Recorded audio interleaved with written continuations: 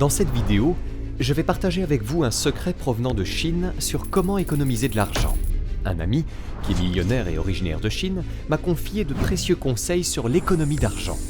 Ces astuces, typiques de la culture chinoise reconnue pour sa gestion avisée des finances, je vais les divulguer tout de suite dans cette vidéo. Ce qui est particulièrement remarquable chez les Chinois, c'est leur taux d'épargne brute, qui atteignait 45,9% en décembre 2021, selon les données du CEIC Data. Cela signifie que pour chaque 100 € gagnés, ils en épargnent environ 46. En comparaison, en France, où la consommation est davantage encouragée, le taux d'épargne est d'environ 15%. Comment expliquer une telle différence ? Il s'agit d'un écart considérable. Alors qu'est-ce qui rend les Chinois aussi efficaces pour épargner ? Tout d'abord, cette tendance s'ancre profondément dans la culture. En tant qu'Européens, nous sommes constamment sollicités par des promotions, des réductions, des offres de financement, etc. 80% de réduction sur les vêtements, venez et obtenez un article gratuit. Il semble également y avoir une certaine pression sociale à imiter nos voisins. Cette voiture coûte-t-elle 15 000 €? Effectivement, c'est le cas. Ce modèle de consommation s'est largement répandu après la Seconde Guerre mondiale, suivant de près la Grande Dépression, où consommer était perçu comme un acte patriotique en Europe. L'objectif était alors de stimuler l'économie en encourageant les gens à consommer davantage. En Chine, la situation est radicalement différente. La valorisation de l'épargne découle de la signification attribuée à l'argent et des caractéristiques démographiques du pays. On note également en Chine une forte réticence à l'égard du financement à crédit. Les Chinois préfèrent souvent régler leurs achats en espèces plutôt que de recourir au crédit et de s'endetter. Si vous êtes à la recherche du secret chinois pour épargner, permettez-moi de vous expliquer les raisons qui poussent les Chinois à mettre de l'argent de côté. Je pense que comprendre les motivations profondes derrière leur désir d'économiser peut, à son tour, vous inspirer et vous aider à mieux gérer vos finances personnelles. La première explication de la propension des Chinois à épargner est liée à la valeur qu'ils accordent à l'argent et à ce qu'il symbolise pour eux. Dès le plus jeune âge, on enseigne aux enfants que l'épargne est une vertu. Lors des fêtes telles que le Nouvel An ou pour leurs anniversaires, il est courant pour eux de recevoir de l'argent dans des enveloppes rouges, encouragement de leurs parents à le mettre de côté. Cet argent est souvent décrit comme « argent porte-bonheur ». L'argent occupe une place si centrale dans la culture chinoise qu'il existe même une expression spécifique utilisée pendant les célébrations et le Nouvel An, différente du traditionnel « bonne année ». Ils disent plutôt « je vous souhaite richesse et prospérité ». L'importance accordée à l'argent se reflète également dans la manière dont les personnes aisées sont perçues en Chine. Avoir beaucoup d'argent est souvent vu comme un signe de succès et par conséquent est valorisé dans la société. Ce succès apporte d'autres avantages, ce qui nous conduit à l'aspect démographique. Jusqu'en 2016, la Chine a imposé la politique de l'enfant unique, initiée à la fin des années 70 et au début des années 80 pour contrôler la croissance démographique. Selon cette politique, chaque famille était limitée à un seul enfant. Si une famille avait un second enfant, elle était soumise à des amendes. De plus, sans le paiement de ces amendes, il était impossible d'enregistrer légalement le second enfant, le privant ainsi de l'accès aux soins de santé et à l'éducation, entre autres services. Cette politique a eu pour conséquence une diminution significative du taux de natalité, ainsi que des avortements sélectifs basés sur le sexe.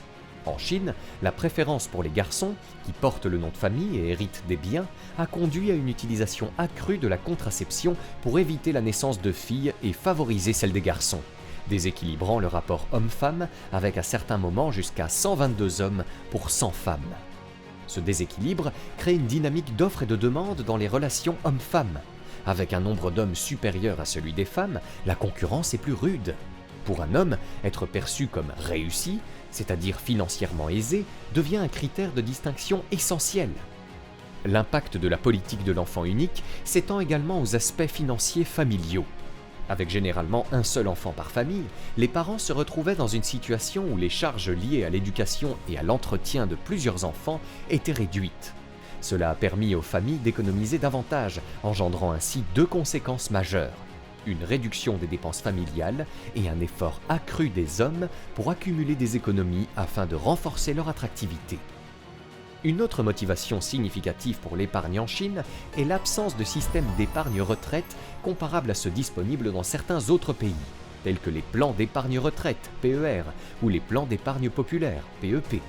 Bien qu'il existe un système de retraite, de nombreux Chinois expriment des doutes quant à sa pérennité et à sa capacité à subvenir à leurs besoins lorsqu'ils seront retraités.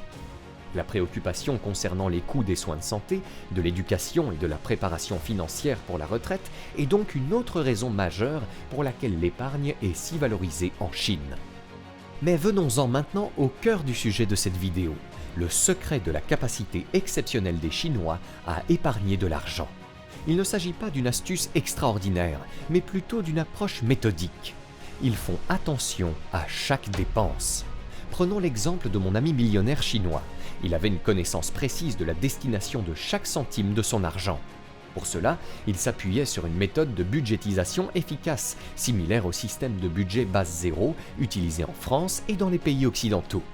Le budget base zéro est une technique de budgétisation où chaque euro de revenu est alloué à une dépense spécifique, de sorte que la différence entre vos revenus et vos dépenses équivaut à zéro en fin de mois. Cela implique que, dans cette équation, les dépenses englobent aussi bien l'épargne, les investissements, que le remboursement des dettes.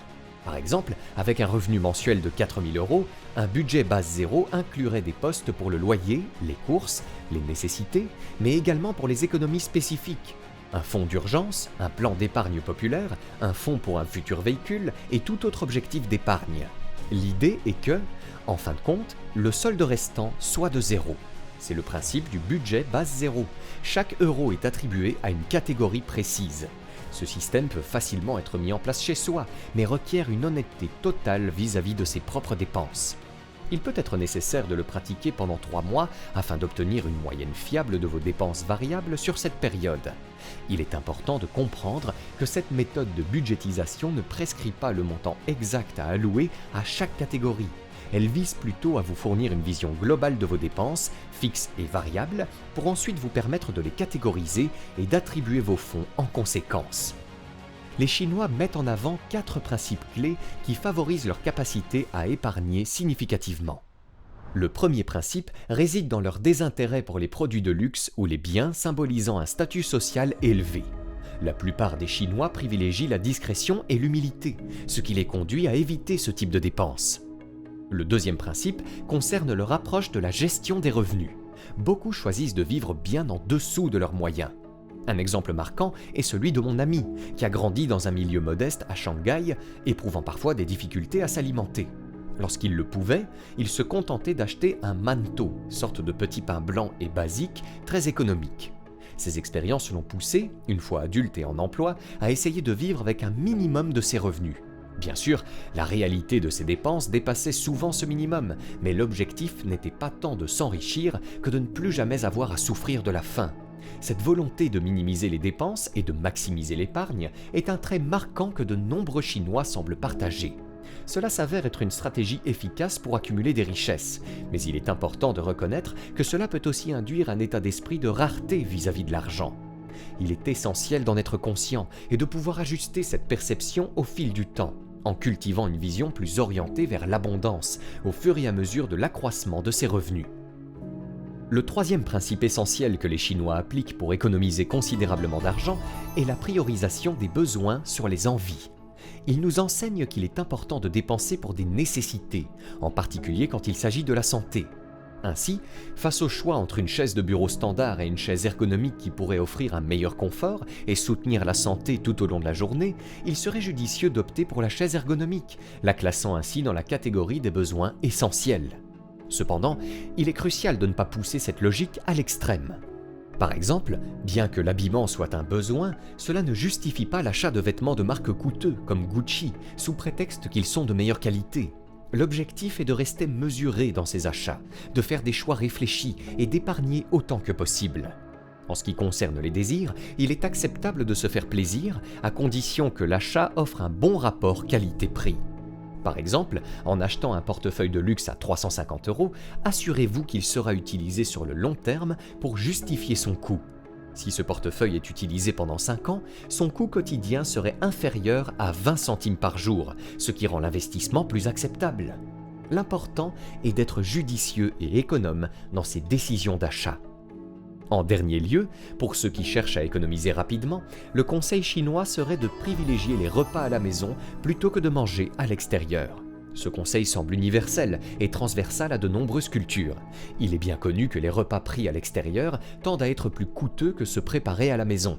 Je me rappelle que, durant mon enfance, ma famille sortait au restaurant seulement une fois tous les 3 mois. Les dîners en groupe à la maison étaient courants et constituaient notre manière de socialiser.